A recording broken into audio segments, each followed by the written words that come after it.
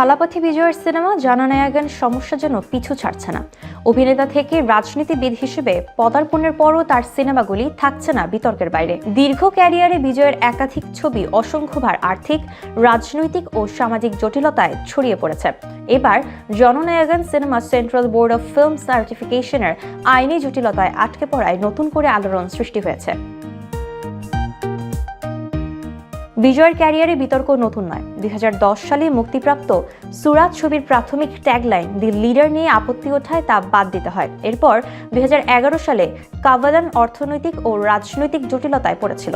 Satellite rights নিয়ে প্রযোজক ও পরিবেশকের মধ্যে দ্বন্দ্ব তৈরি হয়েছিল। 2012 সালে তুপাক্কি নামের আলোচিত ছবিটি মুসলিম সংগঠনগুলোর প্রতিবাদের মুখে পড়ে। অভিযোগ ছিল ছবিতে মুসলিম সম্প্রদায়কে ভুলভাবে উপস্থাপন করা হয়েছে, যার কারণে পরিস্থিতি শান্ত করতে বিজয় ও নির্মাতারা 23টি সংগঠনের কাছে দুঃখ প্রকাশ করেন।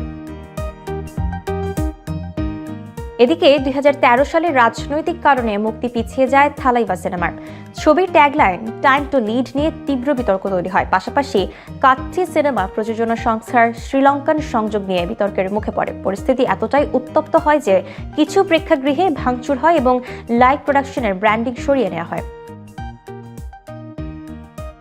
অন্যদিকে 2015 সালের পুলিশ সিনেমা মুক্তির আগে প্রযোজকদের ওপর আয়কর হানা হয়, ফলে প্রথম দিনের সকালের শো বাতিল হয়। 2017 সালে মার্শাল জিএসটি ও ডিজিটাল ইন্ডিয়া সংক্রান্ত সংলাপের কারণে বিজেপি ও চিকিৎসা সংস্থার আপত্তির মুখে পড়ে, যদিও ছবিটি সুপারহিট হয়। এছাড়া সরকার ছবিতেও তামিলনাড়ু সরকার আপত্তি তোলে এবং কিছু দৃশ্য বাদ দিতে হয়।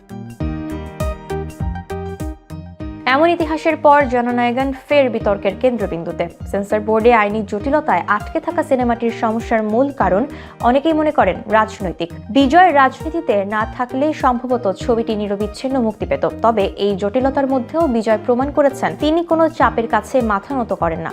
জননায়কন এই সমস্ত বিতর্কের মধ্য দিয়ে তার সিনেমা ও রাজনৈতিক জীবনের সংযোগের প্রতীক হিসেবে দাঁড়িয়েছে, যা দর্শক ও সমালোচকের নজর কাড়ছে।